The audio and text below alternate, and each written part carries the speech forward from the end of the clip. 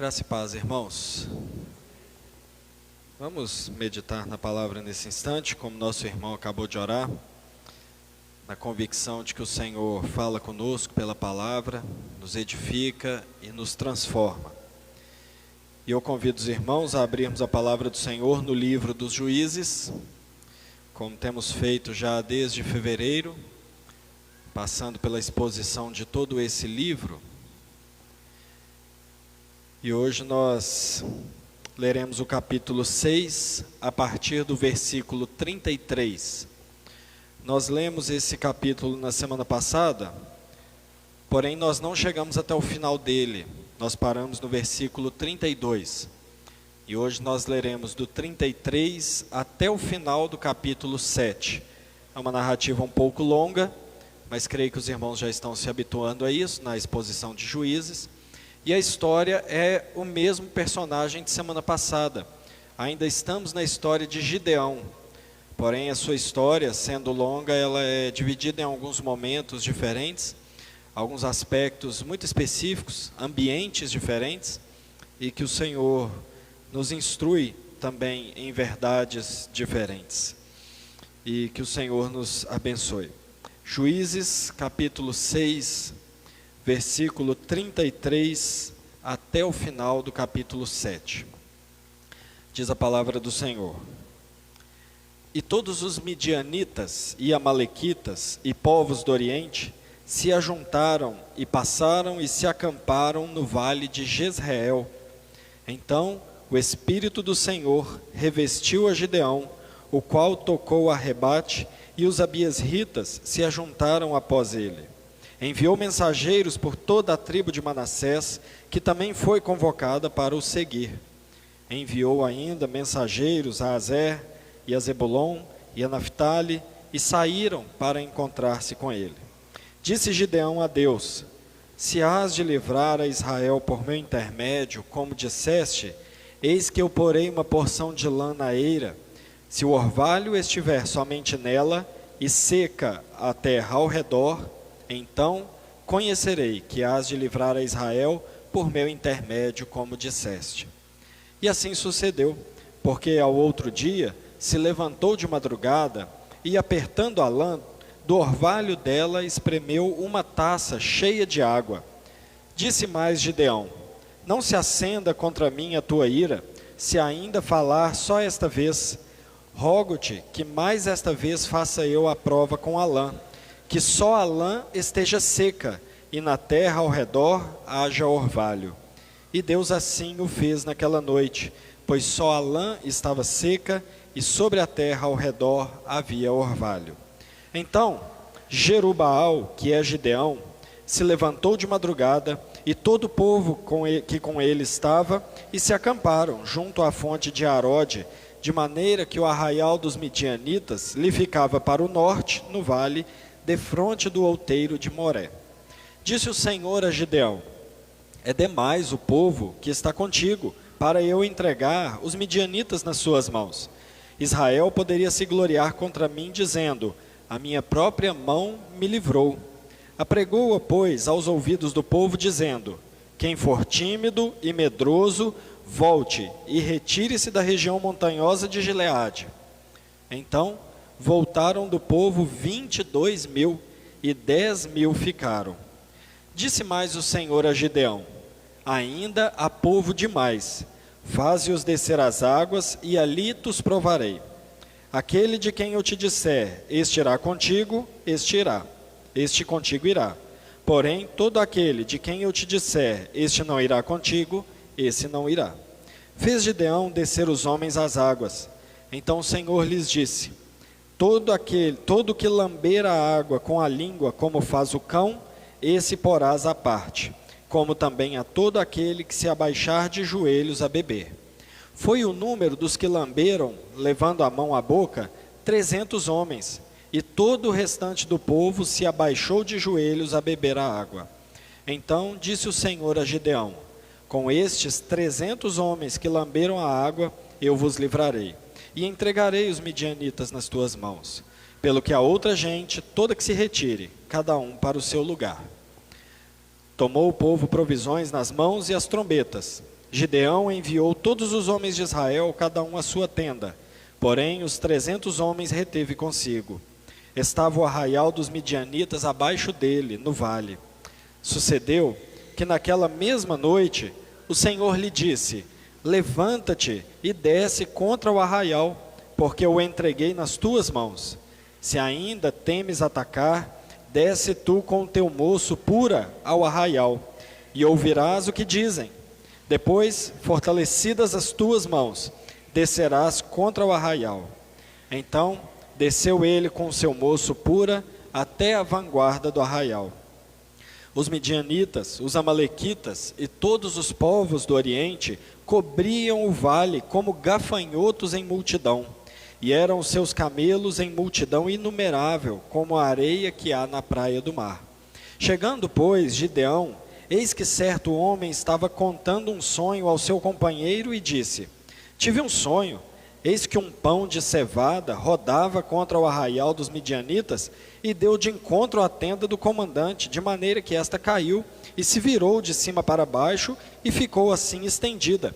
Respondeu-lhe o companheiro e disse: não é isto outra coisa, senão a espada de Gideão, filho de Joás, homem israelita. Nas mãos dele entregou Deus os midianitas e todo este arraial. Tendo ouvido Gideão contar este sonho e o seu significado, adorou e tornou ao arraial de Israel e disse: levantai-vos, porque o Senhor entregou o arraial dos midianitas nas vossas mãos. Então repartiu os 300 homens em 3 companhias e deu-lhes a cada um nas suas mãos trombetas e cântaros vazios com tochas neles. E disse-lhes: olhai para mim e fazei como eu fizer. Chegando eu às imediações do arraial, como eu fizer, assim fareis. Quando eu tocar a trombeta, e todos que estiverem comigo, então vós também tocareis a vossa ao redor de todo o arraial e direis: pelo Senhor e por Gideão. Chegou, pois, Gideão e os 100 homens que com ele iam às imediações do arraial. Ao princípio da vigília média, havendo-se pouco tempo antes trocado as guardas, e tocaram as trombetas, e quebraram os cântaros que traziam nas mãos. Assim, tocaram as 3 companhias as trombetas e despedaçaram os cântaros, e seguravam na mão esquerda as tochas, e na mão direita as trombetas que tocavam, e exclamaram: espada pelo Senhor e por Gideão. E permaneceu cada um no seu lugar, ao redor do arraial, que todo deitou a correr, e a gritar, e a fugir. Ao soar das 300 trombetas, o Senhor tornou a espada de um contra o outro, e isto em todo o arraial, que fugiu rumo a Zererá, até Bet-sita, até o limite de Abel-meolá, acima de Tabate. Então, os homens de Israel, de Naphtali e de Azer, e de todo Manassés, foram convocados e perseguiram os midianitas.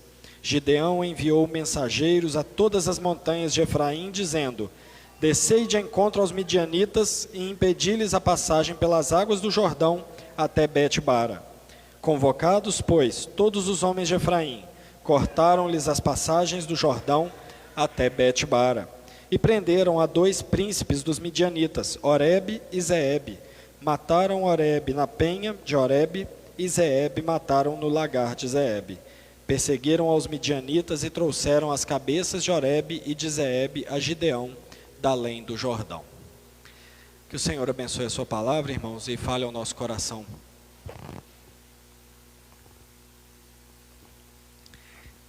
Eu gostaria de começar a mensagem, que tem por tema a obediência que agrada a Deus, parafraseando John Piper, como eu já fiz inúmeras vezes em diversas situações diferentes, usando a mesma frase que ele disse. Eu gostaria de começar dizendo que uma fé fraca produz uma obediência fraca. Uma fé fraca produz uma obediência fraca. E nós veremos o que isso significa no decorrer da mensagem. Irmãos, existem 2 passagens no Evangelho de Marcos que eu acho muito interessante. Eu já até preguei esse texto aqui, mas faz muito tempo isso, em 2018.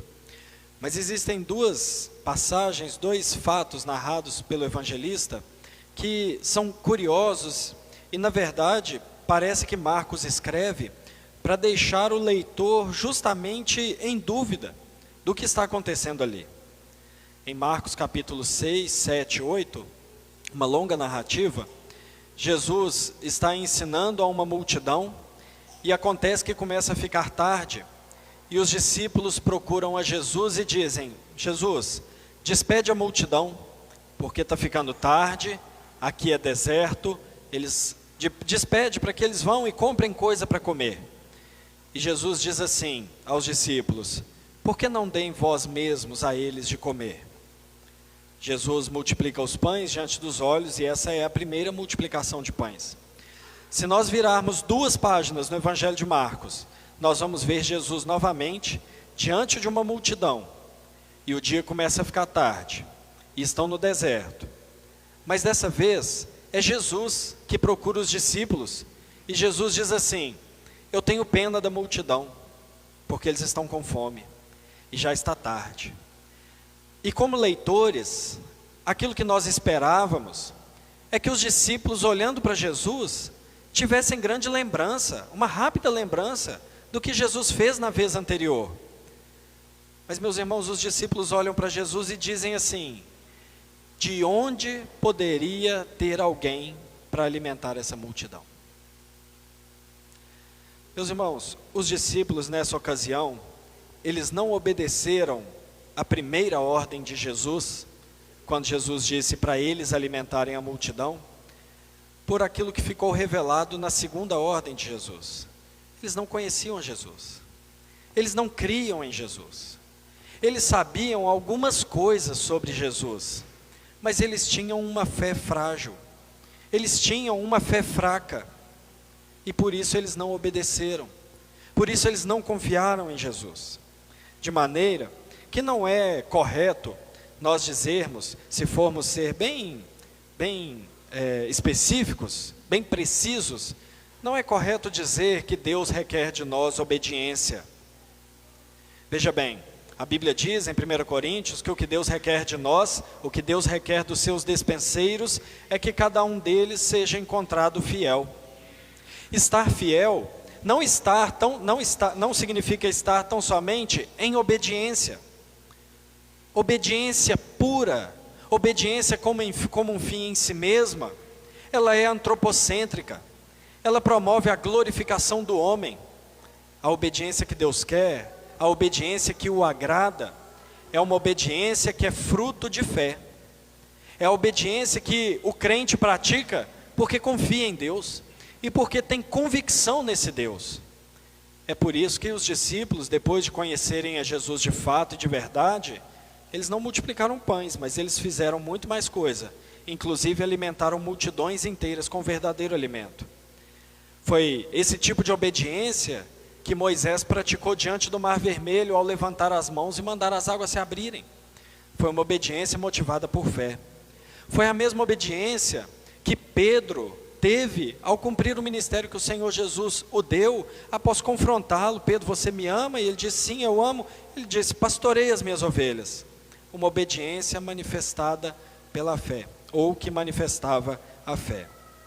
Meus irmãos, o que Deus quer de nós é que obedeçamos ao Senhor, motivados pela nossa fé no Senhor. Uma fé forte vai produzir uma obediência forte. Uma fé fraca vai produzir uma obediência fraca. Nós estamos no livro de Juízes, e na semana passada nós vimos o início da história de Gideão. Como que esse homem temeroso foi chamado por Deus para libertar a Israel. E é interessante porque nós vimos nesse texto algumas demonstrações do seu temor, da sua dúvida. Esse homem foi saudado pelo anjo do Senhor como homem valente, homem corajoso. Como eu falei semana passada, talvez uma saudação profética daquilo que ele seria ou daquilo que ele faria. O fato é que Gideão, no texto de semana passada, já havia libertado Israel do pior inimigo. A batalha principal já havia sido travada quando ele derrotou a idolatria, quando ele derrotou o ídolo Baal, quando ele derrotou todos aqueles postes ídolos e venceu a idolatria. ainda que com temores. O texto diz que ele ficou em dúvida do que Deus ia fazer, ele ficou em dúvida da ação de Deus, ele ficou em dúvida sobre a sua própria capacidade, ele ficou em dúvida sobre várias coisas. Tanto é que ele destruiu, ele cumpriu a ordem do Senhor, mas ele fez isso à noite, por medo daquelas pessoas. Ele tinha medo, mas ainda assim ele obedecia ao Senhor. E quando nós chegamos no texto de hoje, nós vemos uma batalha que era consequência daquela anterior. Se nós vimos que os midianitas oprimindo a Israel era por causa da idolatria, a idolatria sendo derrotada, o passo seguinte, obviamente, seria a derrota dos povos midianitas. E é para isso que o Senhor convoca também Gideão, e é o que nós veremos nessa noite. Esse homem que o texto vai discorrer, tendo aquilo que nós poderíamos talvez chamar de uma fé fraca, mas que termina o texto com uma fé vigorosa, com uma fé robusta, e o texto discorre aquilo que precisou acontecer para que isso acontecesse. E a nós, meus irmãos, nós devemos nos fazer essa pergunta: como é a nossa fé? É fraca ou é forte? Eu sei que é meio difícil classificar qualquer uma das duas coisas. Se nós falarmos que a nossa fé é forte, a gente pode incorrer aí no orgulho e na soberba. Mas se a gente falar também que a nossa fé é fraca, a gente vai incorrer numa autocondenação e no autojulgamento da nossa própria vida cristã. O fato é que a gente precisa ser sincero, tão somente isso. E para a gente entender se a nossa fé é uma fé fraca ou uma fé vigorosa, a gente precisa olhar para as nossas obras. A gente precisa olhar para a nossa obediência a Deus. É uma obediência correta? É uma obediência que visa a glória de Deus? É uma obediência confiante no Senhor e uma obediência convicta?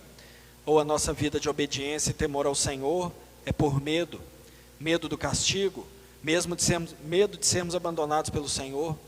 Isso vai mostrar o que nós somos. Mas o texto vai nos ensinar o que às vezes Deus faz conosco, para que nós passemos de uma fé fraca para uma fé forte. E o texto começa mostrando o que é uma fé fraca. Uma fé fraca é uma fé que depende ainda de sinais. Uma fé que depende de respostas objetivas. Uma fé que ainda se apega a detalhes e a demonstrações pontuais da presença do Senhor.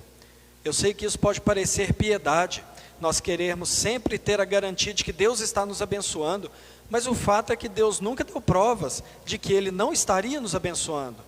Então, será que pedir a todo momento sinais da presença de Deus é sinal de uma fé vigorosa? Ou ao contrário, é sinal de uma fé fraca? O que nós vemos no versículo, volte sua Bíblia ao capítulo 6, a partir do 33, nós não leremos o texto novamente, mas a partir do versículo 33 até o versículo 40, o cenário está posto. Nós temos exércitos dos dois lados. O texto diz que os amalequitas, os midianitas e os povos do Oriente estavam num lugar reunidos como gafanhotos cobrindo a terra, e do outro lugar, no outro lado, o exército israelita. Gideão convocou e várias tribos de Israel atenderam a sua convocação e vieram para junto. Mas, meus irmãos, o foco do texto, o foco do autor nesse momento não é a batalha em si, mas aquilo que levou Gideão a estar nessa batalha. Existe uma informação nesse versículo que, se nós formos bem atentos, ela vai nos deixar um pouco em dúvida do que isso significa. O texto diz que o Espírito do Senhor revestiu a Gideão. O que viria à nossa mente? Talvez que o Espírito do Senhor revestisse a Gideão e ele ficasse um homem poderoso como foi Sansão. Quando o Espírito Santo se apossava dele, ele matava exércitos inteiros com as próprias mãos. Talvez pensássemos em Sangar, que já vimos aqui, que usado pelo Senhor, matou 600 homens com um bastão usado para tocar animal. Mas, a guilha, quando o texto diz que o Senhor se apossou de Gideão, parece que Gideão fica mais na dúvida ainda. Parece que ele começa a questionar mais a Deus. O que significava ser possuído pelo Espírito Santo? Meus irmãos, o que o texto diz logo após isso é que Gideão fez um teste com Deus.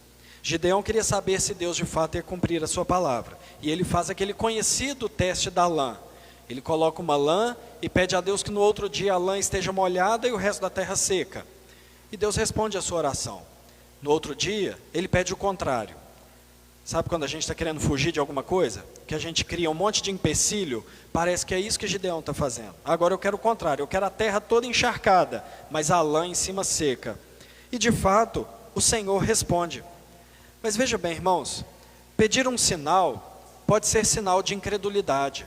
Jesus mesmo falou isso, quando os fariseus diziam para Jesus: mostra um sinal e nós creremos em você. E Jesus disse que não mostraria um sinal, a não ser daquilo que ele mesmo faria. Ali, o pedido de sinal manifestava incredulidade sobre Jesus. Mas aqui, talvez não seja. Talvez aqui não seja uma incredulidade sobre Deus. Talvez seja uma fé frágil sobre aquilo que Deus poderia fazer. Sabe por quê, meus irmãos? Porque o que o texto nos mostra de maneira bem clara é que o tamanho dos exércitos para Gideão não eram determinantes. Gideão não olhou para o tamanho do exército dos midianitas e falou: eu vou perder essa guerra. E ele nem olhou para o tamanho do exército dos israelitas, que é o cenário onde tudo isso está acontecendo, e pensou: eu vou ganhar essa guerra. No final das contas, ainda que com todas as suas fragilidades, Gideão estava querendo saber qual seria a vontade de Deus. Gideão estava pedindo um sinal para saber o que Deus faria no final das contas, e não aquilo que os exércitos poderiam fazer. No final das contas, meus irmãos, parecia que sim, Gideão cria em Deus. No entanto, o texto nos dá um sinal bem simples, mas um sinal muito importante para mostrar que essa fé ainda carecia de muito conhecimento sobre Deus. Essa fé carecia ainda de entender a maneira de Deus agir. E esse fato nós podemos observar quando o texto fala sobre Gideão falando com Deus. Por quê? Porque a palavra que é usada aqui para Deus é a palavra Elohim. Não é a palavra comum que se dirigia ao Deus de Israel. Mas aqui, quando o autor coloca que Gideão está conversando com Elohim, parece que ele está apontando que para Gideão, ele estava conversando com um Deus qualquer. Não um Deus qualquer, mas não o Deus da aliança, o Deus que era fiel ao seu povo. Então, Gideão cria que era Deus, ele cria que ele era poderoso, mas parece que falta a compreensão para Gideão, de que esse Deus era o Deus da aliança, um Deus que tinha uma aliança profunda com o seu povo. Independentemente, meus irmãos, de ser fé ou incredulidade, o ponto é que Deus responde. Deus responde aquilo que ele pediu. Deus não se importou com o temor dele. Deus não se importou com a dúvida dele. Deus não se importou, talvez se nós pudéssemos usar esse termo, com a infantilidade na fé de Gideão. O fato que esse Deus gracioso, esse Deus misericordioso, respondeu aquilo que Gideão pediu. E Deus não fala nada. Veja que até o versículo 40, Deus não responde nada. Deus só atende o pedido de Gideão. Meus irmãos, Deus é misericordioso, graças a Ele por isso. Portanto, na nossa infantilidade, na nossa fé, que muitas vezes ainda carece de leite espiritual, o Senhor nos responde. Muitas vezes, meus irmãos, a gente pede sinais, muitas vezes nós somos incrédulos, muitas vezes nós pedimos respostas claras para Deus, e meus irmãos, de maneira surpreendente, Deus nos responde. Muitas vezes nós não damos à Bíblia a atenção que deveríamos. Muitas vezes nós não nos apegamos às verdades das Escrituras como deveríamos, sem duvidar, sem questionar nada. Muitas vezes somos como crianças, temerosas, medrosas. Muitas vezes, muitas e muitas vezes, o que nós manifestamos é uma fé fraca. Mas sabe o que Deus faz? Contempla a nossa fé. Ele responde. Ele sabe que nós somos pó. Ele sabe da nossa fraqueza. Ele sabe que muitas vezes, pela nossa fraqueza, precisamos de sinais dele, sinais da sua presença, sinais da sua vontade. E ele muitas vezes nos dá esses sinais. Mas, meus irmãos, qual é o resultado de uma fé fraca? Se a nossa fé for frágil, se nós formos esses que sempre precisam de um sinal aqui, um sinal ali, não andam confiados na verdade de que Deus cuida de nós, qual vai ser o resultado? O resultado é aquilo que foi o resultado de Gideão, uma obediência temerosa.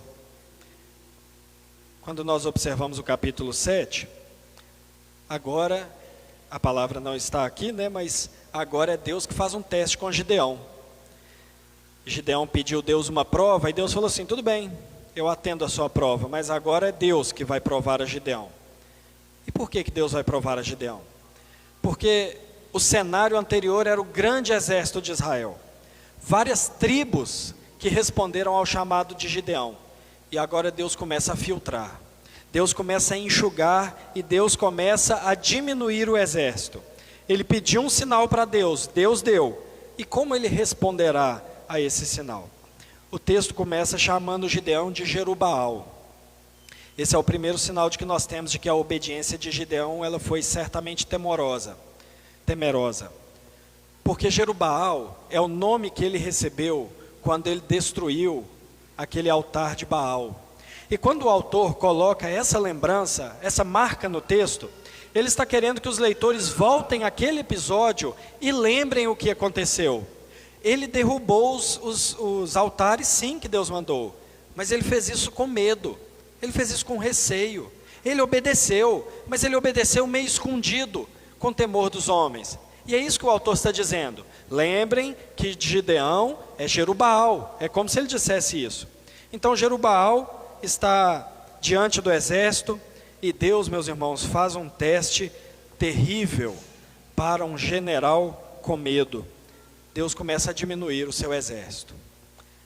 O primeiro teste que Deus faz é no mínimo interessante, porque Deus diz que todos os medrosos e covardes deveriam ir embora. E para nossa surpresa, 2/3 do exército vão embora. Quando a gente vê a resposta do povo àquela trombeta, parece que todo mundo foi igual naqueles filmes de época, né? Que o pessoal vai de peito aberto, vai pronto para morrer, mas parece que não era o caso. De 32, 22 mil homens voltaram para casa. Mas a grande questão não é os 22 homens. A grande questão é se Gideão queria voltar para casa. Porque talvez ele fazia parte daquele grupo. Mas ele fica.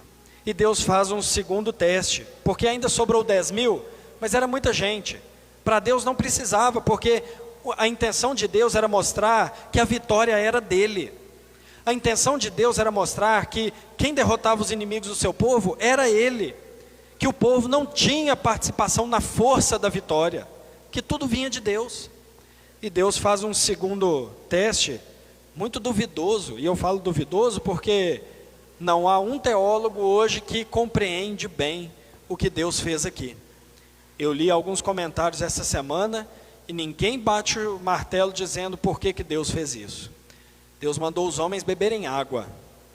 Alguns levavam a mão, traziam a boca e lambiam a água igual cachorro. Alguns se ajoelhavam para beber água, trazendo até a mão com a cara perto da água. E esses foram reprovados por Deus. Sabe por quê, irmãos? Não sabemos. Esse foi o critério que Deus usou. Uns vão dizer que os que foram aceitos eram melhores preparados, homens que ficavam de pé, prontos para qualquer perigo. Ao contrário, outros vão dizer que os melhores homens foram aqueles que se abaixaram, porque eles confiaram em Deus, então não tiveram medo de abaixar para beber água, mas não saberemos. O fato é que foi o critério que Deus usou, e como muitas coisas, os critérios de Deus são desconhecidos a nós. O fato é que sobrou 300 homens, e Deus falou: com esses 300 homens você vai conquistar Midian. Qual foi a resposta de Gideão? Ele não fez igual no capítulo anterior. Ah, Senhor, como é que vai ser? Ele não questionou nada, ele obedeceu.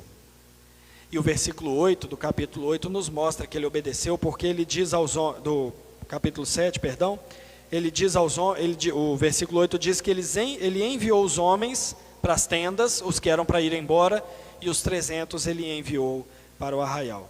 Ele obedeceu, mas, meus irmãos, com que convicção ele obedece? Veja, no teste anterior, Deus não falou nada. Deus apenas atendeu, mostrando que ele estava sendo condescendente com aquela fraqueza de Gideão. Nesse teste, não há palavra de Gideão em nenhum versículo.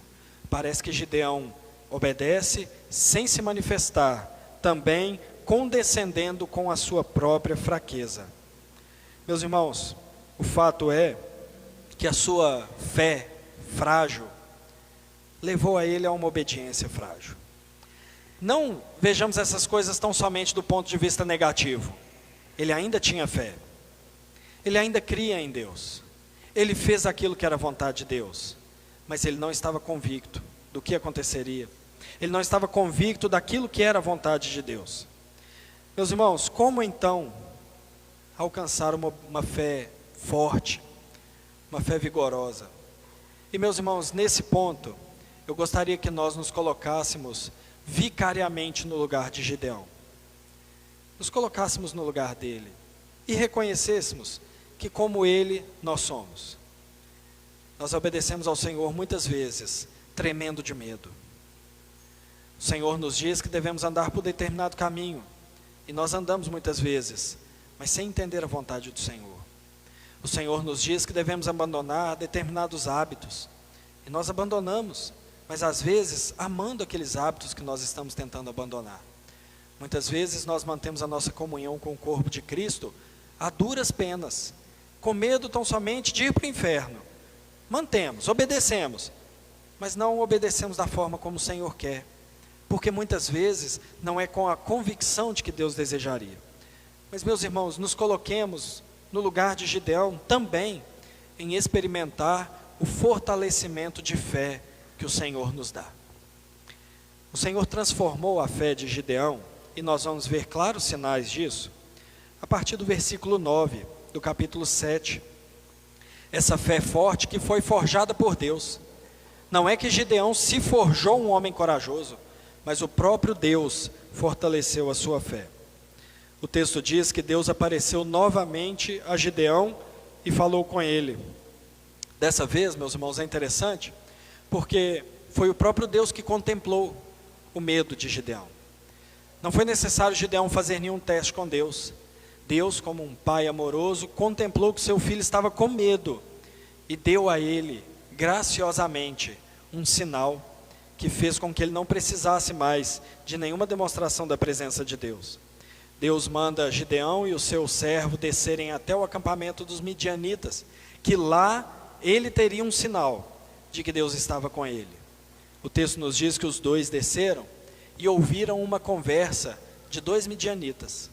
E aqueles dois homens, um estava contando para o outro um sonho, um pão que bateu na tenda e a tenda virou de cabeça para baixo. Mas o sonho é o de menos. O interessante, meus irmãos, é que Deus concedeu àqueles homens, que certamente não o serviam, um entendimento daquilo que estava para acontecer. E o outro homem disse: olha, isso aí não significa outra coisa, senão a espada de Gideão. Mas veja bem, Deus mostrou para aqueles homens a verdade, porque ele disse: Deus derrotará por meio de Gideão. Eles estavam reconhecendo que não era a força de Gideão, mas a força do próprio Deus de Israel. Ele desceu, ouviu aquela conversa, e o que dá a impressão, meus irmãos, é que Gideão chegou naquele lugar de um jeito e saiu daquele lugar de outro jeito. Por quê, irmãos? Porque o texto nos dá a impressão, nos mostra, de que ele não volta mais temeroso. Ele volta animado e animando o povo. Parece que o que ele tem ali, meus irmãos, não é só uma garantia de que a vitória seria concedida, mas parece que o que acontece com Gideão é que ele entende quem é o Senhor, e ele entende a soberania de Deus, e ele entende o poder de Deus, e ele entende a aliança de Deus. E nós vemos isso porque dessa vez uma outra palavra é usada para designar o Senhor. Gideão disse: levantai-vos, porque o Senhor nos entregou nas mãos os midianitas. Aqui ele não usa mais a palavra Elohim, ele usa a palavra Yahvé, ou seja, ele reconhece que aquele que vai livrá-los é o Deus da aliança. Ele reconhece que aquele que o convocou para destruir a idolatria não é um Deus qualquer. Ele reconhece que aquele que o chamou para derrotar os midianitas não é um Deus qualquer, mas é o Deus que tem uma aliança com o seu povo. Dessa forma, o seu ânimo é redobrado, a sua fé é fortalecida, não por causa dele, não pelo seu exército, não pelo exército dos midianitas, mas por aquilo que Deus era. A fidelidade de Deus, o poder de Deus e a sua aliança fortaleceram a fé de Gideão. Ele voltou, não mais Jerubaal, temeroso, mas ele voltou confiado em Deus. E quando nós chegamos no versículo 16 do capítulo 7, nós vemos que essa fé forte, essa fé fortalecida, gerou uma obediência convicta. Meus irmãos, Gideão chegou no momento mais difícil, talvez no momento mais incrédulo, humanamente falando, de tudo isso que nós estamos narrando até aqui. Mas o texto não demonstra nenhum tipo de temor por parte de Gideão. O texto diz que Deus mandou que aquele exército fosse dividido. 300 homens. Imagina, irmãos, o exército de Gideão caberia dentro dessa igreja. Ele separou em 3 companhias de 100 homens, cada uma. Eles não empunhariam a espada, eles não pegariam nenhum tipo de arma, eles não pegariam lanças, nem escudos. Deus dá a ordem e Gideão reproduz a ordem de Deus para o povo. Eles chegariam ao redor do arraial dos midianitas, com uma tocha de fogo, com uma trombeta numa mão, um cântaro vazio, um jarro de barro vazio na outra mão, e dentro desse jarro uma tocha. Eles iriam dessa maneira. Eles circulariam, ficariam ao redor do arraial dos midianitas. Eles tocariam e eles ficariam parados, e eles não fariam nada. Meus irmãos, nesse ponto, uma fé frágil sucumbiria. Mas sabe o que o texto nos diz que Gideão fez? Ele se colocou como exemplo. Ele se colocou como o primeiro que confiaria em Deus. Ele se colocou como o primeiro que cumpriria a palavra de Deus. Gideão diz: aquilo que eu fizer, vocês vão fazer. Quando eu tocar, vocês vão tocar. Gideão estava convicto de que o Senhor cumpriria a sua palavra. Ele diz: olhai para mim e fazei como eu fizer.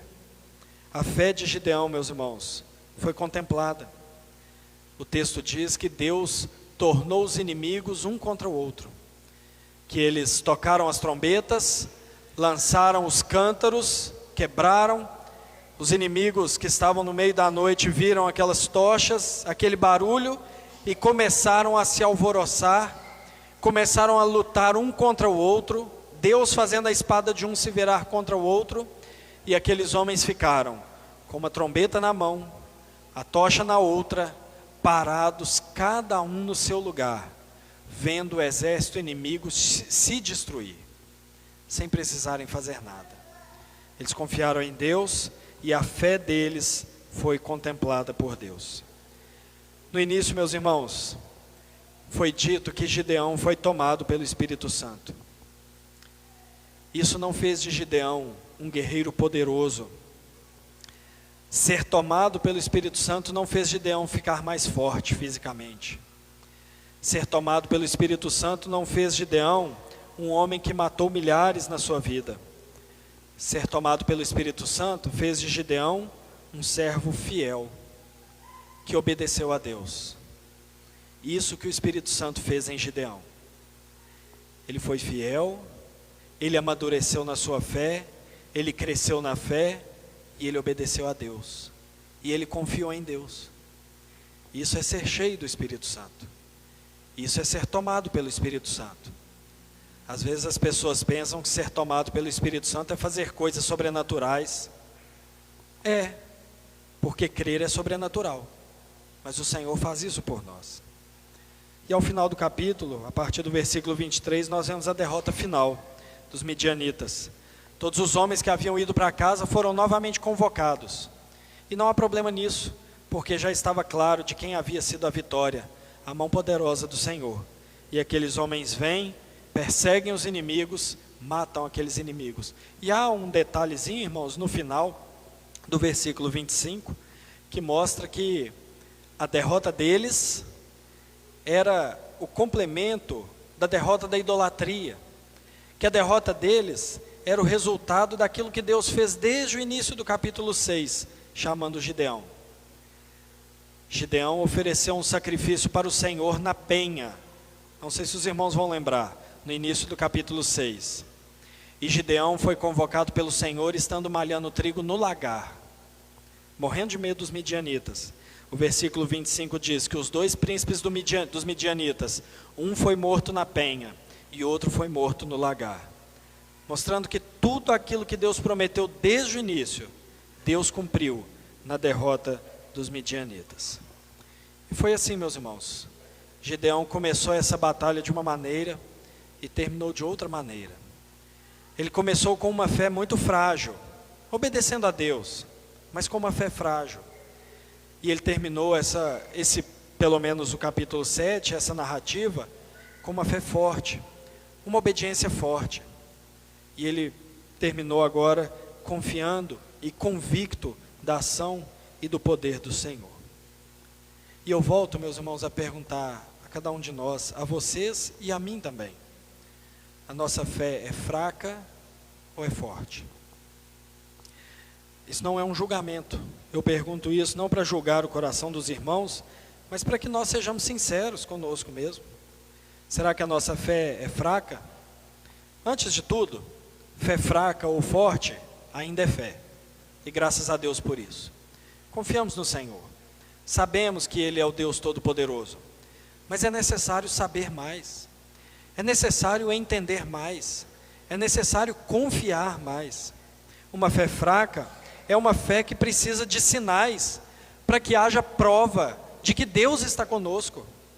Ah, se Deus abrir tal porta, é porque é da vontade dEle.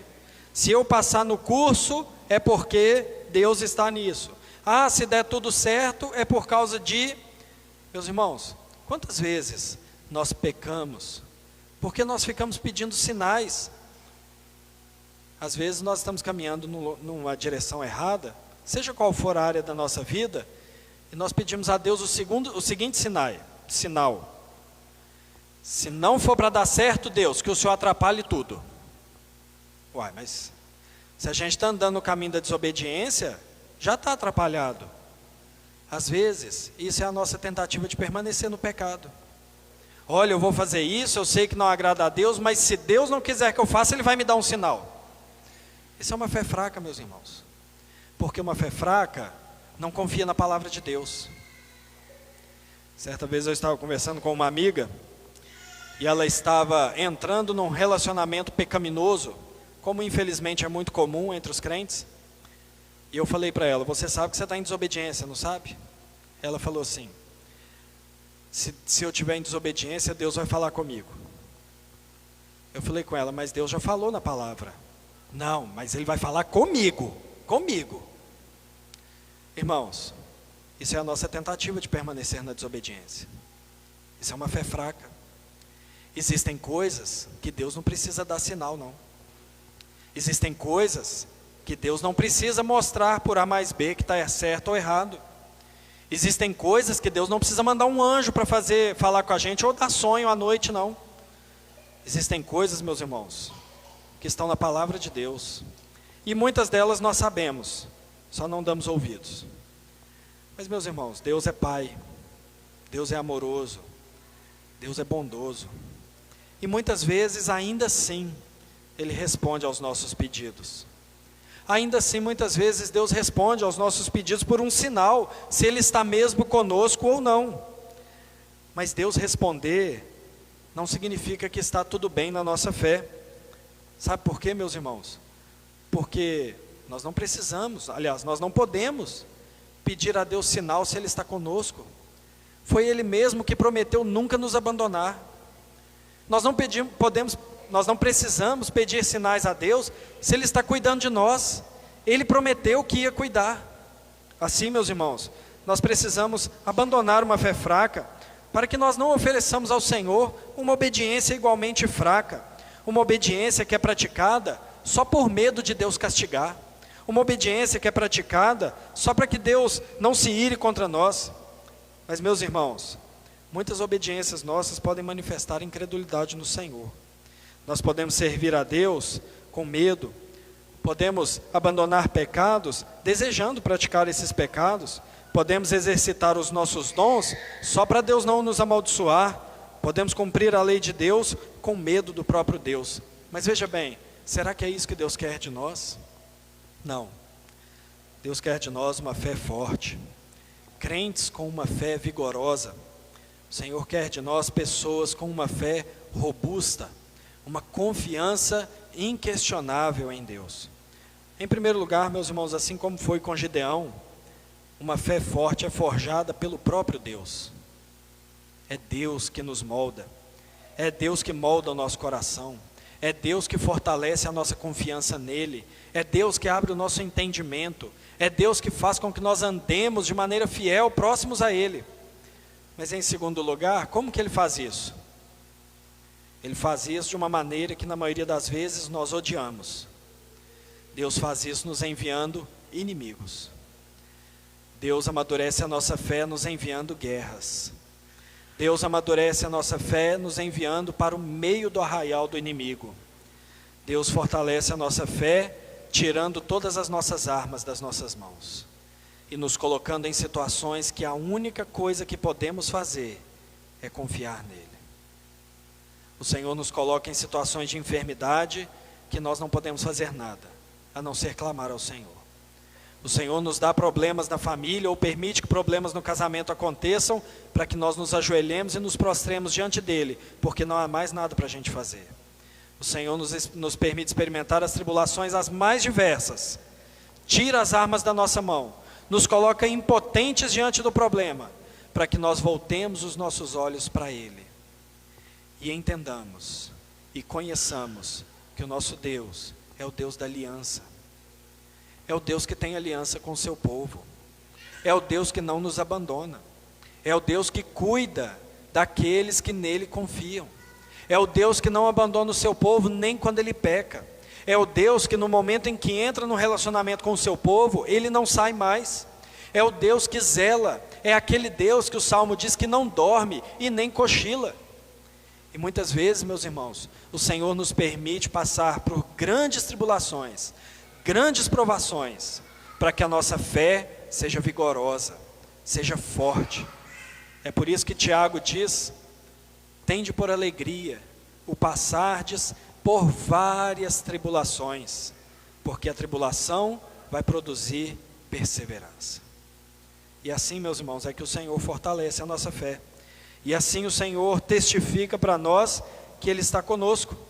E sabe qual vai ser o resultado de uma fé forte? Uma obediência convicta. Nós vamos obedecer ao Senhor, ainda que não seja fácil obedecer ao Senhor. Nós obedeceremos ao Senhor com convicção de que é a vontade dele e de que ele vai nos abençoar. E nós obedeceremos ao Senhor com a convicção de que estamos tomando o melhor caminho. E nós vamos obedecer ao Senhor por doído que seja, porque muitas vezes, meus irmãos, obedecer ao Senhor significa abandonar coisas que nós amamos. Muitas vezes, obedecer ao Senhor significa abandonar pessoas que nós amamos, lugares que nós amamos, coisas que fazem parte da nossa vida, talvez deuses e religiões do passado.